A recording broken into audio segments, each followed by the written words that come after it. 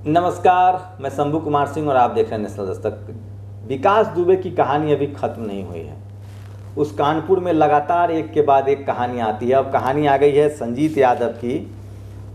किस तरह से संजीत यादव का अपहरण होता है, कैसे उसकी हत्या हो जाती है अब, और कैसे 30 लाख की फिरौती पुलिस उसके परिवार वालों को कहती है कि आपको फिरौती देना है। अब जो आरोपी पकड़ा गया वो फिरौती हत्या की बात कह रहा है, लेकिन वो फिरौती लेने की बात नहीं कह रहा। तो आखिर पैसा गया कहाँ, और क्या संजीत यादव की इसलिए हत्या कर दी गई, और क्या आरोपियों का भी इनकाउंटर कर दिया जाएगा। उससे पहले विकास दुबे और जय वाजपेयी का कनेक्शन बता देते हैं। जय वाजपेयी को लेकर लगातार कहानियां चल रही है, लगातार अखबार में स्टोरी छापे जा रहे हैं। दरअसल विकास दुबे ने एक विधायक का पैसा लिया था और वो पैसा वो हजम करना चाहता था, और वो लगभग हजम कर गया था। जिसके बाद उसने अपने सारे पैसे जो हैं वो लगाने के लिए दिए जय वाजपेयी को। जय वाजपेयी जो हैं वो बहुत रसूखदार फैमिली से आते हैं, उनके बहुत कनेक्शन हैं, और इस वजह से जय वाजपेयी किसी कीमत पर चाहते थे कि ये मामला विकास दुबे को निपटा दिया जाए।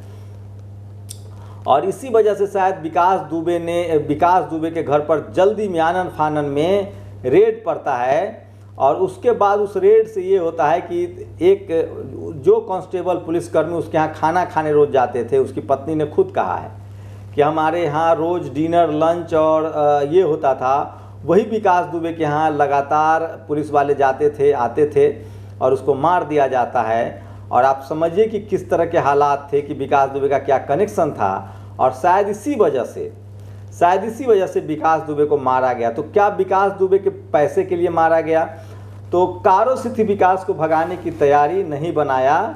ये देखिए किस तरह से बता रहा हूँ, उन्हें नहीं बनाया आरोपी। सोचिए कि जय वाजपेयी जो अब जेल में है, उसको एमएलए का स्टिकर मिल रहा था, उसको किस तरह से लगातार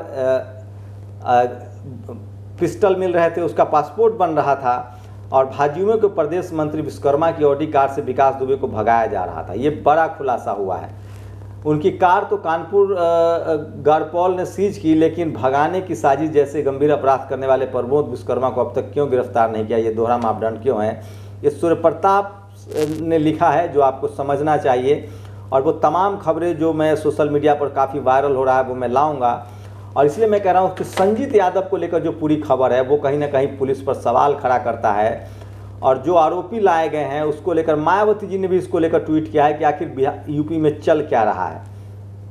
सोचिए, एक लैब टेक्नीशियन का अपहरण होता है, पुलिस वाले उसके घर वालों को कहते हैं कि 30 लाख रुपया दे दीजिए।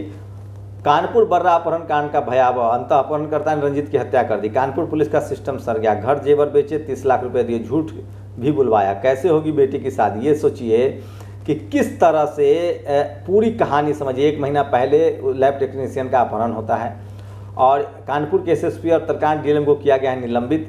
कानपुर के लैब टेक्नीशियन के अपहरण के मामले में सरकार, पुलिस वाले जो हैं वो परिवार वाले से 30 लाख रुपए दिलवाते हैं। अब जो एक पकड़ा गया है आरोपी, उसने कहा है कि हमें पैसे मिले ही नहीं हैं। और तो सवाल होता है कि आखिर पैसा गया कहाँ, और पुलिस की क्या इसमें मिली भगत है? इन तमाम सवालों पर लोग बात कर रहे हैं। और 26 से 27 जून की उसकी हत्या चुकी है। अब सबकी तलाश के लिए एक टीम को गठन किया जा रहा है। पुलिस ने बताया कि कुछ लोगों को इस मामले में गिरफ्तार किया गया या संजीत के दोस्त हैं और पूर्व में उसके साथ काम कर चुके हैं। वहीं गुरुवार को पुलिस ने कुछ लोगों को लैब टेक्नीशियन हत्याकांड को लेकर गिरफ्तार किया। पुलिस के अनुसार यह लोग संजीत के दोस्त और पूर्व सहयोगी। कानपुर एसपी दिनेश कुमार पी ने मीडिया से बात करते हुए बताया कि 23 जून को संजीत यादव के परिवार ने उनकी गुमशुदगी की रिपोर्ट दर्ज कराई। 26 जून को इसे एफआईआर में तब्दील कर दिया गया। उन्होंने बताया कि 3 दिन बाद संजीत के परिवार को फिरौती की कॉल आई। क्राइम ब्रांच की स्पेशल टीम और अधिकारी इस मामले पर निगाह बनाए हुए थे। इस मामले में स्टेशन ऑफिसर को निलंबित किया गया था, लेकिन पुलिस, तो ये पूरा जो मामला है आप समझिए किस तरह के हालात हैं यूपी में, आप कल्पना नहीं कर सकते हैं। और कानपुर संदीप यादव अपहरण कांड में पुलिस ने परिवार से अपराधियों को 30 लाख रुपए भी दिलवा दिए, और अंत में संजीत यादव की हत्या भी हो गई। तो आप समझिए कि किस तरह की चीज़ है। 2 घंटे कोई देखने नहीं आया मरीज, टीवीएस सब डीलर की हत्या। तो ये तमाम कहानियां मैं आपको इसलिए बता रहा हूं कि आप समझ सकते हैं कि कोरोना की आड़ में लॉ एंड ऑर्डर किस तरह से ध्वस्त हो रहा है। और यूपी में तो सबसे बुरी स्थिति है। लगातार एक के बाद, चाहे वो विकास दुबे का मामला हो, अब संजीत यादव का मामला हो, और पुलिस की भूमिका काफ़ी संदिग्ध है। सोचिए, जिस राज्य में पत्रकार की गिरफ्तारी हो जाती है क्योंकि वो नमक रोटी की खबर दिखाता है, बीबीसी के पत्रकार को बेइज्जत किया जाता है, दिल्ली के पत्रकार प्रशांत कनौजिया को फेसबुक पोस्ट के लिए गिरफ्तारी हो जाते हैं। तो लगता है कि UP police Facebook post, YouTube channel, Twitter, ये सब अखबारों के पीछे पड़ी हुई है। जो सोशल मीडिया चला रहे हैं उनके पीछे पड़ी हुई है, लेकिन क्रिमिनल्स उनसे नहीं पकड़े जा रहे हैं। क्रिमिनल्स एक क्रिमिनल 8 पुलिस वालों का इनकाउंटर कर दे रहा है, लेकिन जो आलोचना कर रहा है उसको ये पुलिस वाले पकड़ रहे हैं। तो आप समझ सकते हैं कि किस तरह के हालात हैं और इसके लिए कौन लोग दोषी हैं, और ये लगातार हो रहा है। तो आप समझिए कि ये जो जय वाजपेयी और विकास दुबे और संजीत का ये सब पूरा जो कानपुर का मामला है, पुलिस की भूमिका जिस तरह से संदिग्ध है, आप कल्पना नहीं कर सकते कि चल क्या रहा है इस देश में। और लॉ एंड ऑर्डर, बिहार की बात कर ले, दिल्ली में जो है एक मतलब लॉकडाउन में एक कोरोना सेंटर में एक लड़की, नाबालिग बच्ची के साथ रेप हो जाता है। पटना में पीएमसीएच में इस तरह की घटना हो चुकी है, और पूरे देश में त्राहिमाम है, लोग भुखमरी के शिकार हैं, आग लगा रहे हैं। सोशल मीडिया पर तमाम वो खबरें दिखाऊंगा, आप देखते। लेकिन जय वाजपेयी जो है वो बड़ी कड़ी है। कहा जा रहा है कि एक विधायक का पैसा विकास दुबे ने लगाया था, विधायक से उसने रिश्ते तोड़ लिए, पैसे नहीं दिए। उसके बाद विधायक ने विकास दुबे के यहाँ जाल फेंका और उस विधायक ने इसकी पैरवी करवाई, और विकास दुबे के साथ जय वाजपेयी का रिश्ता हुआ, और विकास दुबे का सारा पैसा जो है वो जय वाजपेयी ने लगा दिया। और उसके बाद जय वाजपेयी चाहता था कि विकास दुबे मारा जाए ताकि सारा पैसा वो हजम कर सके।